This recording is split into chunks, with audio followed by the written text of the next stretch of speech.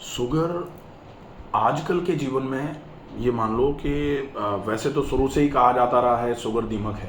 हाँ जी जिस जी। प्रकार लकड़ी को दीमक अंदर से खा जाए और बाहर से वैसा ही दिखता रहता है दरवाजा या लकड़ी का फर्नीचर, बस बस बस ठीक वैसे ही शरीर में शुगर अंदर से शरीर की सारी क्षमताओं को खत्म कर देती है।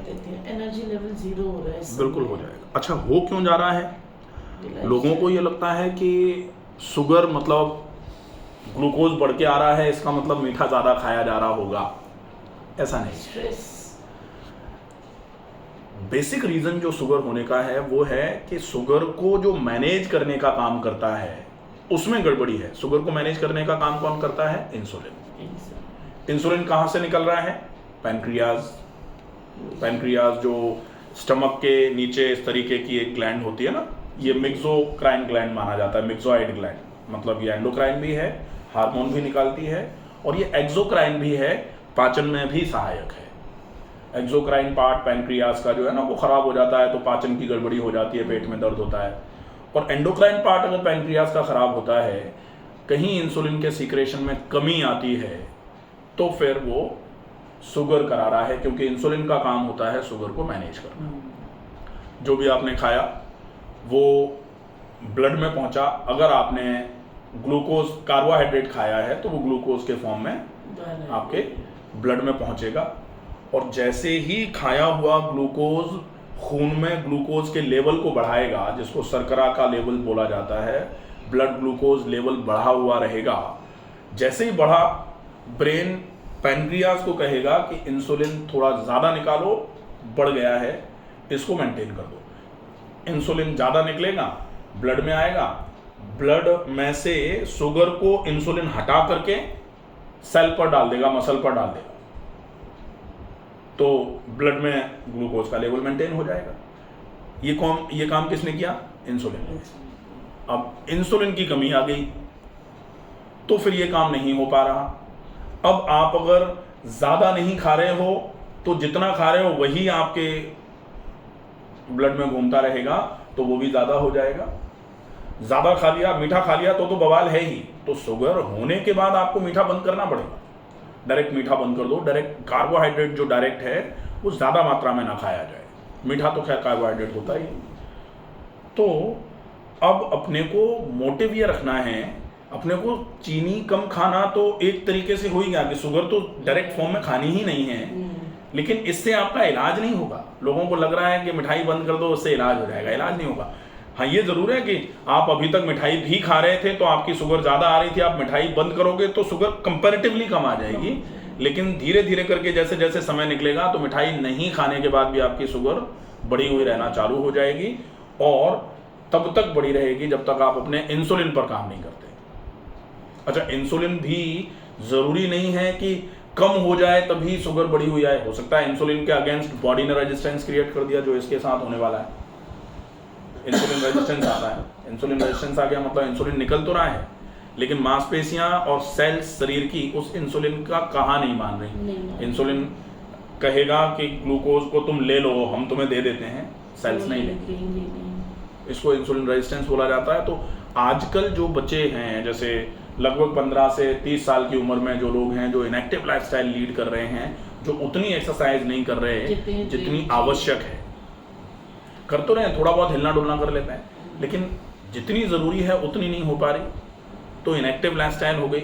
और फिजिकली इनएक्टिवनेस, फिजिकली इनर्टनेस केवल शुगर के लिए नहीं, हजारों बीमारियों के लिए पहला कारण माना जाता है। तो कैसे भी करके अपने आप को पूरे तरीके से ठीक करने के लिए अपने को फिजिकली एक्टिव होने की आवश्यकता है, और फिजिकली एक्टिव होने से आपका वेट भी कम हो जाएगा। वेट लगभग अभी 110 किलो के आसपास, 126। पहले जब आती थी 100 से कम 99, 97 चलता बिल्कुल। इस बार वेट बढ़ गया। कोई बात नहीं, इसको अपने को एकदम से कम नहीं करना है। अपन कोशिश करेंगे कि बहुत रिदमिक लेकिन लंबा प्लान लेके चलें। जैसे यहाँ जो भी 15-20 दिन, 25 दिन, 30 दिन जो भी है यहाँ रहेंगे, और फिर कुछ छोटे छोटे चेंजेस करेंगे लाइफस्टाइल में। बहुत बड़े चेंजेस कर देते हैं तो वो लंबे समय तक नहीं चल पाते, और बिल्कुल नहीं करते हैं तो बीमारियां बढ़ती चली जाती हैं। तो हम क्या करेंगे, हम बीच का रास्ता अपनाएंगे कि हम अपने काम भी करते रहें और छोटे मोटे काम जो ज़रूरी हैं शरीर को ठीक रखने के लिए, उनका भी फॉलोअप चालू है। अगर ये हो जाएगा तो शुगर में भी आराम हो जाएगा, वजन भी कम हो जाएगा, दर्द जो आ रहे हैं उनमें भी आराम मिल जाएगा, मांसपेशियां कमज़ोर होती चली जा रही हैं, हड़पन तड़पन जिसको सनप बोलते हैं वो सब होगा। और डायबिटीज़ जैसे अगर मान लो HbA1c आपका 9 पॉइंट कुछ आ रहा है, 9.9 मतलब 10 ही हो गया वो तो HbA1c अगर 10 आ रहा है तो ये कुछ समय के बाद में डायबिटिक कॉम्प्लिकेशन ला देगा। हाँ, डायबिटिक कॉम्प्लिकेशन बेसिकली 3 कॉम्प्लिकेशंस जो होते हैं डायबिटीज़ के। पहला, डायबिटीज़ की वजह से जो सबसे ज़्यादा खतरनाक है वो है डायबिटीज़ की वजह से किडनी पे असर, डायबिटिक नेफ्रोपैथी, बेकार की बीमारी है, मतलब किडनी पे एक बार अगर असर आ गया तो बहुत दिक्कत आती है। आंखों पे असर, डायबिटिक रेटिनोपैथी, ये तो लगभग मोर और लेस 5 7 साल 8 साल 10 साल डायबिटीज़ जिनको है उनको आ ही जाती है प्रॉब्लम, अगर वो अनमैनेज्ड है तो। मैनेज करके रखा है तो लोग 30 साल हो गए उनको कोई कॉम्प्लिकेशन नहीं है। तो ये चीज़ अपने को मोटिवेशन की तरह लेनी चाहिए कि डायबिटीज़ हो गई कोई बात नहीं, मैनेज करके रखेंगे कोई दिक्कत नहीं। कुछ लोग ऐसे भी हैं जो डायबिटीज़ को रिवर्स कर चुके हैं। रिवर्सल मतलब जहाँ इंसुलिन थोड़ा बहुत भी निकल रहा है पैनक्रियाज से, पैनक्रियाज बिल्कुल डेड नहीं हुआ है, तो पूरे चांसेस होते हैं उसकी एक्टिविटी को बढ़ा करके, इंसुलिन सिक्रेशन बढ़ा करके डायबिटीज़ को बिल्कुल ख़त्म कर दिया जाए, इंसुलिन रेजिस्टेंस को ख़त्म करके डायबिटीज़ को बिल्कुल ख़त्म कर दिया जाए। और आज सैकड़ों हजारों नहीं लाखों लोग ऐसे, क्योंकि बीमारियां करोड़ों में हैं, ये वाली बीमारी तो कहाँ, ये मान लो 10 में से 4 लोगों को है डायबिटीज़। बहुत बुरी स्थिति है। केवल वो बचे हुए हैं जो बहुत मेहनत करने का काम करते हैं, जिनको श्रमिक कहा जाता है। जो लोग लाइफस्टाइल जिनकी सेडेंटरी है उनमें बहुत ज़्यादा समस्या आ रही है। कुछ लोगों को अभी पता ही नहीं है कि शुगर है कि नहीं। अगर चेक करा दिया जाए कहीं से भी 100 लोगों को लेकर के, तब लोगों में हाहाकार मचेगी, ये क्या हो रहा है। ठीक है जी। तो कुछ चीज़ें जो छोटी छोटी हैं उनका फॉलोअप शुरू कर दिया जाए। फिजिकली एक्टिवनेस मतलब आप ज़्यादा नहीं तो कम से कम 1 घंटा सवेरे और 1 घंटे शाम को एक्सरसाइज के लिए टाइम निकालें, और उस एक्सरसाइज में प्राणायाम भी आएगा। वॉक ज़्यादा करने से क्या होगा, वेट ज़्यादा है और वॉक करेंगे तो एड़ियाँ, घुटने, कमर, कूल्हे के जोड़, ये सब प्रॉब्लम है। हाँ, ये प्रॉब्लम में आ जाएगा। इसलिए वॉक ज़्यादा ऑप्शन में नहीं। वॉक आप 10-15 मिनट कर लो, लगभग 10 मिनट के लिए जॉइंट एक्सरसाइज करो, सारे जोड़ों का स्ट्रिक्ट अच्छे तरीके से एक्सरसाइज, उससे सारी मांसपेशियां शरीर की एक्टिव होना चालू हो जाएंगी। फिर कुछ ऐसी एक्सरसाइजेज हैं जो वजन को कम करेंगी। वजन को कम करने के साथ साथ आपके शरीर में खून की चाल बढ़ेगी, कार्डियोवैस्कुलर जनरेशन जिसको बोला जाता है, थकान आएगी, पसीना निकलेगा तो वजन कम होगा। सीधे लेट के करने वाली एक्सरसाइजेज खड़े होकर करने वाली नहीं करेंगे, अगर बाई चांस कहीं बैलेंस बिगड़ा, गिर गए तो दिक्कत आएगी। फिर प्राणायाम कंपल्सरी, बहुत ज़्यादा नहीं तो 20 मिनट सवेरे और 20 मिनट शाम को। तो अपना डीप ब्रीदिंग पर फोकस करो। मतलब अभी प्राणायाम का मतलब सीधा सीधा सिर्फ ये मतलब समझ लो कि शरीर में खींच करके ज़्यादा से ज़्यादा फेफड़ों को खोल करके पूरी सांस भर देनी है, और शरीर में से सांस को, फेफड़ों को ऐसे निचोड़ करके निकालना है। Deep breathing. तो डीप ब्रीदिंग है, इसको दीर्घ श्वसन बोला जाता है। दीर्घ श्वसन जरूर किया जाए। इसको लगभग 15 मिनट कर लिया जाए और 5 मिनट आप अनुलोम विलोम करने के बाद इसको करो, वो ठीक रहेगा।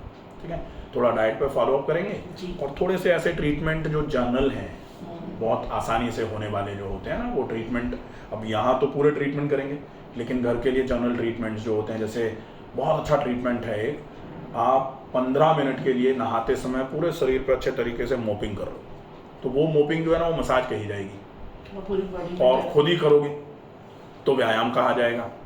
हाँ, जब रेगुलर रोज 15 मिनट मसाज होगी 365 दिन, और वो मसाज मतलब रगड़ना नहीं है, ब्लड सर्कुलेशन बढ़ाना। हाँ, मसाज में 3 स्टेप्स होते हैं, एक टच, दूसरा टच प्लस मूवमेंट, तीसरा टच प्रेशर के साथ मूवमेंट।